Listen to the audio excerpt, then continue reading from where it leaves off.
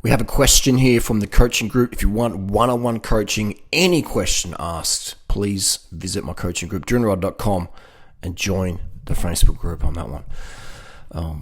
It is a coaching one-off fee, lifetime coaching. The price does go up, so if you want in, get in earlier.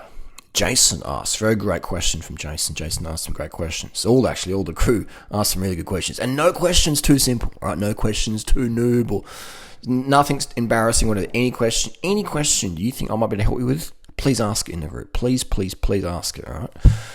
And if I don't answer it, keep asking until I do. Here we go. Jason writes, Harley, would you say a vegan diet or quitting alcohol, caffeine is the most important first step to inner peace? Great question. Let me read it again. Would you say a vegan diet or quitting alcohol, caffeine is the most important step to peace? Well, I'm not really going to give the answer you might understand. I'm not really going to answer that question directly, but I will later. I'm just going to dance around for a moment. I'm going to say that it doesn't matter what drugs are in your system. It doesn't matter what diet you eat, what you've just eaten. Your emotional thought control is still yours. Right? Obviously, drugs, diet can influence that heavily. But end of the day, what you decide to let be the dominant voice, be the main voice in your head, that's your decision. Right? That's your decision. It's your decision. One of the reasons that I started to sober up in life or get off drugs or use less drugs was I liked the fact that when I was totally straight, or on low dosage drugs, I have more control of my thoughts and emotions, all right? When I have more drugs in my system, it feels like I don't have as much control. I still have control, but it's a bit harder. It's a bit like grip. It's like when I'm doing weights or riding my bike and I've got a good grip on the handlebar or a good grip on the barbell, the dumbbell. I've got a good grip on the iron. What I'm trying to grip onto. It's like a good grip. I'm not, if I've got a grip on Natasha's hips or something, I like that good control. So I found with drugs, alcohol, etc., caffeines, there's less control, and I like full control. And sometimes I do take a bit of stimulant here and there, a very low dose, because I love that full control, all right? Or at least 95% control. And the more I take of anything, the less control I feel I have. And I don't like that feeling. I just don't like the feeling. So, that's me. So, end of the day, I decide how much control I have. I still have control at the end of the day. Regardless of what you eat and what you put in your body, you still have control. But the more you put in of alcohol, especially alcohol, the less control you're going to have, less grip on your reality you're going to have. Okay, that's a good way to say it. The grip on reality is your choice end of the day. It's your choice at the end of the day, how much grip you've got on there. So now for me, a vegan diet can be really, really unhealthy because look at the average vegan diet today. In 2021, the average vegan diet, it's low carb or carb phobic, or fruit's okay, not too much. Berries are okay, but not too many. Bananas, no. Dates, only if you run a marathon every day. Sugar, definitely not sugar. White rice, no, black rice. It's like, it's very, very carb phobic. Even when people say, I eat carbs, like, how much? Just a portion, like not too much. I'll limit a couple. So yes, you got a carbophobic anorexia, orthorexia mindset going on. So that's the average vegan today. It's very, very sad. It's very unfortunate. Even the vegan products that are coming out in Australia, they're mostly more fat than carbohydrate, or they've decreased the sugar intake and increased the fat intake. And it's like they don't taste anything like the original. They're trying to mimic, etc. And it's just like less sugars for the vegans, and they're just flailing around in health and fitness and mental health.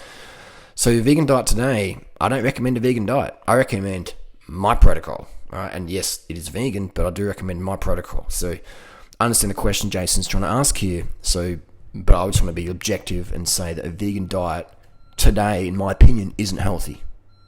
If the average vegan diet today isn't healthy, in my opinion, my experience, my opinions based on my experience training thousands of people last 2 decades, 20 years as a vegan, seeing a lot of people come and go, and to become a bulletproof vegan, my protocol is definitely hands down the best because they don't contradict themselves and they're easy to do by anyone, any budget, any nationality, any race, ability, etc., anywhere in the world, my protocols just enhance life quality.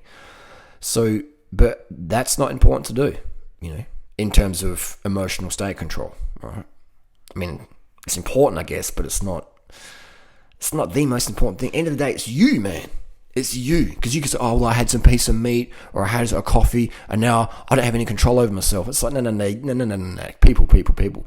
You're using that as a bullshit excuse to lose control. You go, well, I had a piece of fish, or I had sugar, and now I got a heart palpitation. Like, people just using that shit as excuses so they don't have to, take action and control themselves. We love to pass the blame onto something else or someone else.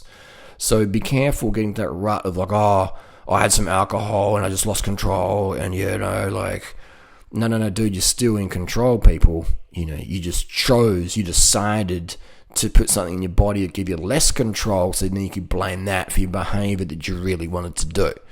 Now that comes down to a question of why we want to do stuff, But that's another video, another topic. So I would say, to answer Jason's question, would you say vegan diet or quitting alcohol, caffeine? Would you say let's erase vegan, because vegan today is mostly unhealthy, because they're not doing my protocols. It sounds arrogant, but it's fact.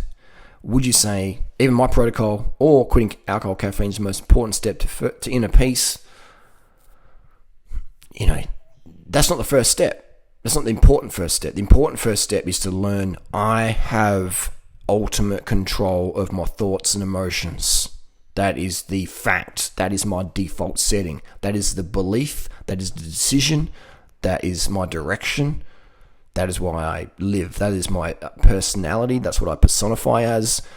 That's my identity. I control. I have the most dominant participation in my daily reality. That is on me, in my hands, in my grip, on my shoulders. That's my responsibility as an adult.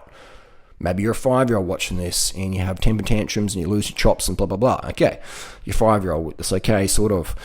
But generally people are watching this as adults, listening to this podcast as adults. So yeah, it's you decide ultimately, whatever happens in my life, how am I going to react? I can walk down the street. I can be on my bicycle and a carload of guys pulls up. Oh, Durianrider, you're a douchebag. I watch Isaac Butterfield. Isaac's cool, you're not. And then they swerve the car at me. They jump out the car. We have a fight. I break my arm. They break their arm. But just whatever, who knows what can happen. I'm not going to get too razzle-dazzled about it. I'm not going to, okay, that stuff happens, blah, blah, blah. I'm going to do my best to really move on and just process everything and get on with, because I've got life to live, all right? I'm not going to hang on to that in my life, because I realize that's when you're doing the damage to yourself now, that you keep replaying, events that you didn't really enjoy, blah, blah, blah, blah, blah. So it's really important that we understand we're in control. All right? We are in control. Now, obviously, secondary, yes, nutrition, drug intake or drug lack of intake, they are huge parameters. They are huge steps into assisting us with greater control of our inner peace. 100% I agree there. So my question answered to Jason, my statement, my answer, I guess to call it, would be, Jason, the most important first step isn't diet or drugs, etc. It's not what's in your blood plasma. It is you deciding, I control what I think and how I feel. My emotions and thoughts, that's my control 100% of the time. Now, to support that grip, to have a great grip on that, then I understand that going to bed earlier, minimizing or eliminating drugs, alcohol, etc., medications, certain ones, blah, blah, blah, blah, blah, they're going to give me an enhanced control of my mental thoughts. All right? That's how it is. A lot of these drugs out there people take, the SSRI drugs that cause massive weight gain and lack of control of the brain, and less control, I should say. And oh man, there's a whole other video, but they're it's a very censored topic. We can't really talk about it too much here, but I guess you can. In my coaching group, I talk about them. I'm not a fan of those things. But yeah, the most important thing, the most important first step to inner peace is understanding that you, as an adult, ultimately are in control of that inner peace. You decide what thoughts you let persist and pervade and grow. You decide that. Oh no, I don't have that. Then you're gonna live a really freaking miserable life, people, If you believe, I'm not in control, I've got schizophrenia, I've got bipolar, my doctor said, my doctor, these people, it's an industry. And if you want to believe them, that's your choice as an adult. That's your life. If you want a poor quality of life, then believe those people who make money on seeing you every week or every month or writing you the script or blah, blah, blah, blah. Believe what they say. Keep that money machine going and keep living that poor quality of life because you believe that as an adult, I'm not in control of my thoughts and emotions. That's absolute rubbish. And the truth is you are in control, and that's why you're pissed off at me. You know what I mean? You decide to be, I'm going to be pissed off. Durianrider's talking too much truth. I don't like that. That makes me look like a lazy bones. So now you're pissed off at me. And that's fine. But you are in control of your thoughts and emotions because I just triggered those thoughts and emotions. And I can do it with every one of those victim people out there. I can just push them, and they snap a little bit, and then we can turn them around. I could throw a briefcase of $100,000 at them, just fisting $100,000 of $100 bills at them, and all of a sudden they're dancing around happy, Or a minute ago they're angry. Before that they're depressed, and now they're happy. I'm just controlling their responses right there. And they're, no, you don't. Yes, I do. But it's not me controlling it or I'm manipulating the situation, giving them an environment that I know is going to trigger happiness. Because, hey, if someone gave me $100,000 in my face and just started throwing money at me, I'm like, okay, thanks, man. That's pretty cool. Like, this is awesome, Most people would, especially with someone like Bill Gates. We know there's no strings attached. Bill Gates comes up and goes, mate, I'm just going to do a prank for TikTok. You're going to win $100,000 right now. We're going, holy crap, this is my lucky day. So everyone's going to be happy with that. Even the people who say, I've got depression, I can't control depression, I can't control the PTSD, it's too great. If Bill Gates walks up to you with $100,000 or $1 million and tips it all over you and says, TikTok prank viral video, you're lucky one, your lucky day. Oh my God, Bill Gates, you're the best, So yeah, that's proof right there. Humans do control the thoughts and emotions. And if Bill Gates did tip $100,000 over your head from a briefcase and you didn't have a positive response, then you'd be on some pretty hardcore drugs. You're sort of giving the control to the drugs, etc. So hopefully these analogies make sense to people. The first step is believing that it's the reality. The second step, then doing my protocol. And my protocol involves cutting out alcohol and caffeine, or massively,